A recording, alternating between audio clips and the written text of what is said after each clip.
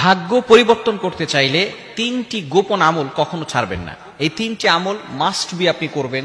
আল্লাহ পাক রব্বুল আলামিন আপনার ভাগ্যে ভালো কিছু দিবেন ইনশাআল্লাহ। আমরা অনেকে মনে করি ভাগ্য মানে হচ্ছে যদি টাকা পয়সা আমার কাছে আসে, সম্পদ আমার কাছে আসে, আমি যদি কোটি কোটি টাকার মালিক হয়ে যাই তাহলে মনে আমার ভাগ্য ভালো। আবার অনেকে মনে করে যদি আমার কাছে টাকা পয়সা না থাকে, সম্পদ না থাকে, আমি যদি গরিব হই তাহলে মনে হয় আমার ভাগ্যটা খারাপ। বিষয়টা এমন নয়। সব সম্পদ কিন্তু রহমত নয়, সব সম্পদ রহমত নয়। যেই সম্পদ, যেই টাকা পয়সা আপনাকে মসজিদে নিতে পারে না, যেই টাকা পয়সা, যেই সম্পদ আপনাকে আল্লাহর দিকে ধাবিত করতে পারে না, সেই সম্পদ, সেই টাকা পয়সা কখনো রহমত নয়। সেই সম্পদ এবং টাকা পয়সা হচ্ছে গজব। ফিরআউনকে আল্লাহ তাআলা সম্পদ দিয়েছিল, নমরুদকে আল্লাহ তাআলা সম্পদ দিয়েছিল, কিন্তু এটা তাদের ভাগ্য ভালো, বিষয়টা এমন নয়। আমরা জানি ফিরআউন আল্লাহর সাথে গাদ্দারি করেছে, নমরুদ আল্লাহর সাথে নাফরমানি করেছে, এবং তারা নিজেদেরকে খোদা বলে দাবি করেছিল। আল্লাহ পাক রব্বুল আলামিন তাদেরকে দুনিয়াতেই ধ্বংস করে দিয়েছেন। এজন্য অবশ্যই আমাদেরকে এই বিষয়গুলো খেয়াল রাখতে হবে। টাকা পয়সাই যে ভাগ্য ভালো ভাগ্য খারাপ বিষয়টা এমন নয়।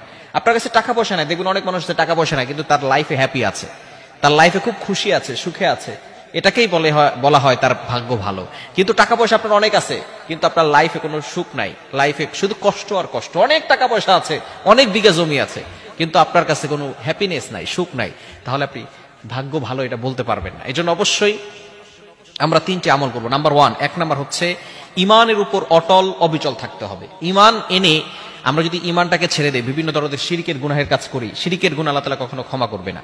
5 নম্বর পারার 5 নম্বর পৃষ্ঠার 4 5 নম্বর লাইন, সূরা নিসার 48 নম্বর আয়াতে আল্লাহ বলে দিয়েছেন, ইন্নাল্লাহা লা ইয়াগফিরু আন ইউশরাকা বিহি ওয়া ইয়াগফিরু মা দুনা যালিকা লিমান ইয়াশা। আল্লাহ তাআলা সব গুনাহ ক্ষমা করবেন কিন্তু শিরকের গুনাহ আল্লাহ তাআলা কখনো ক্ষমা করবেন না। এজন্য এক নাম্বার হচ্ছে ইমানের উপর অটল অবিচল থাকা।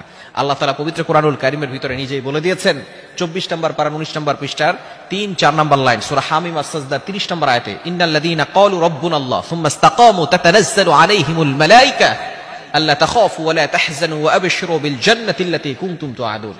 নিশ্চয় যারা ইমানের উপর অটল অবিচল থাকবে তাদের মৃত্যুর সময় কোনো ভয় থাকবে না। তাদের মৃত্যু হতে দেরি সাথে সাথে আল্লাহ তাআলা আবশিরু বিল জান্নাতি আল্লাতী কুনতুম তুআদুন, তাদেরকে জান্নাতের ব্যবস্থা করে দিবেন। সুতরাং যারা জান্নাতে যেতে পারবে তাদের ভাগ্যটাই হচ্ছে সবচেয়ে বেশি ভালো, ঠিক কি না? শুধু তাই নয়, ইমানের উপর অটল অবিচল থাকলে দুনিয়াতে আল্লাহ পাক রব্বুল আলামিন সুখ শান্তির ব্যবস্থা করবেন। নাম্বার 2, দ্বিতীয় নাম্বার হচ্ছে আল্লাহর আনুগত্য করা, আল্লাহর ইবাদত করা, সকল গুনাহের কাজকে ছেড়ে দিয়ে আল্লাহর আনুগত্য করা। আল্লাহ পাক রব্বুল আলামিন মানুষ এবং জিন জাতিকে একমাত্র আল্লাহর আনুগত্য করার জন্য এই দুনিয়াতে পাঠিয়েছেন। এবং 3 নাম্বার হচ্ছে দোয়া করা। আপনি যত বেশি পারবেন ইস্তেগফার করবেন, তাওবা করবেন এবং আল্লাহর কাছে দোয়া করবেন, হারাম থেকে দূরে সরে আসবেন, এবং একমাত্র দোয়াই পারে মানুষের ভাগ্য পরিপূর্ণভাবে পরিবর্তন করে দিতে। এজন্য অবশ্যই আমরা বেশি বেশি করে আল্লাহর কাছে দোয়া করব। এই 3টি আমল যদি করতে পারি আল্লাহ পাক রব্বুল আলামিন আমাদের ভাগ্যে খুব ভালো কিছু দিবেন। দুনিয়াতেও আল্লাহ তাআলা কল্যাণ দান করবেন, আখিরাতেও আল্লাহ তাআলা কল্যাণের ব্যবস্থা করে দিবেন।